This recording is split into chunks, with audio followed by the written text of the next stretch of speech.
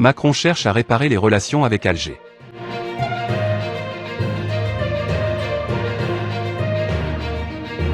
Les pays de l'UE s'efforcent de trouver des alternatives alors que leur stock de gaz naturel russe diminue. Le président français Emmanuel Macron est en visite officielle en Algérie dans le but de rétablir les relations avec l'ancienne colonie. Le voyage coïncide avec l'aggravation de la crise énergétique en Europe, les pays de l'UE luttant pour trouver d'autres sources d'approvisionnement en gaz naturel en prévision de l'hiver. Les prix de l'électricité en France pour l'année prochaine ont atteint un niveau record vendredi, le contrat à 1 an ayant bondi de 13% à 1022 par mégawattheure sur la bourse européenne de l'énergie. Les prix de l'électricité battent des records presque chaque jour, car les sanctions occidentales ont limité l'approvisionnement en gaz naturel russe de l'Union européenne. De plus, les membres du bloc avaient activement tenté de diversifier les importations d'énergie pour réduire leur dépendance à Moscou bien avant l'introduction des sanctions liées à l'Ukraine. L'Algérie a aidé l'Europe à diversifier son approvisionnement énergétique en pompant plus de gaz vers l'Italie, a noté Macron jeudi. La visite du président français intervient après des décennies de tensions entre les deux pays à cause des souvenirs contradictoires de la guerre d'indépendance de l'Algérie. L'Algérie a rappelé son ambassadeur à Paris sur la question l'année dernière. Le mois dernier, l'Italien Eni, l'Américain Occidental Petroleum, le Français Total et le groupe algérien Sonatrach ont signé un contrat de partage de production de pétrole et de gaz d'une durée de 25 ans d'une valeur de 4 milliards de dollars. L'Algérie fournirait environ 11% du gaz naturel consommé en Europe.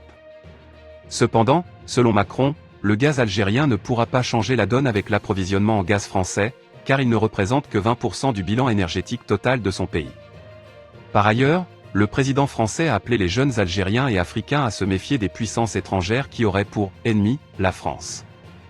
Après de récents propos similaires, Moscou avait renvoyé Paris à son passé colonial et à la « France-Afrique ». En effet, Emmanuel Macron a fait un lien entre l'islamisme politique d'une part et d'autre part des puissances comme la Russie, la Chine ou la Turquie qui auraient selon lui un même agenda, celui de considérer la France comme un « ennemi ». Le dirigeant français a lancé « Soyons clairs ». Beaucoup des activistes de l'islam politique ont un ennemi, la France. Beaucoup des réseaux qui sont poussés en sous-main, qui par la Turquie, qui par la Russie, qui par la Chine, ont un ennemi, la France. Il a dénoncé l'agenda d'influence, néocolonial et impérialiste, de ces pays.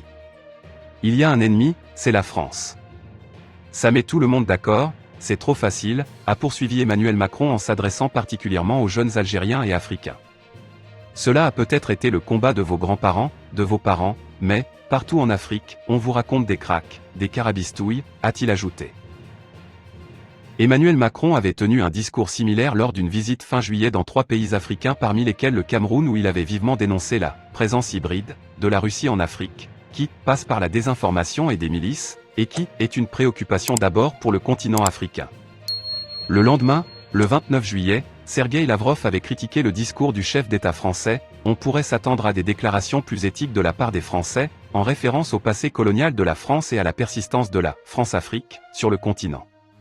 Si vous regardez la liste des pays que nous avons visités en Afrique, si c'est à cela qu'il a réagi, c'était plutôt offensant pour les États africains qui continuent, malgré tout, à développer systématiquement des relations avec la Fédération de Russie, avait poursuivi le ministre russe des Affaires étrangères.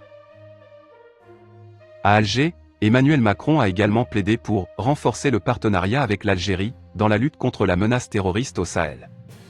Il s'agit notamment d'éviter que des mercenaires puissent fleurir dans la région, en particulier ceux de Wagner, a-t-il ajouté, en faisant référence aux instructeurs militaires russes présents au Mali, d'où l'armée française s'est récemment retirée.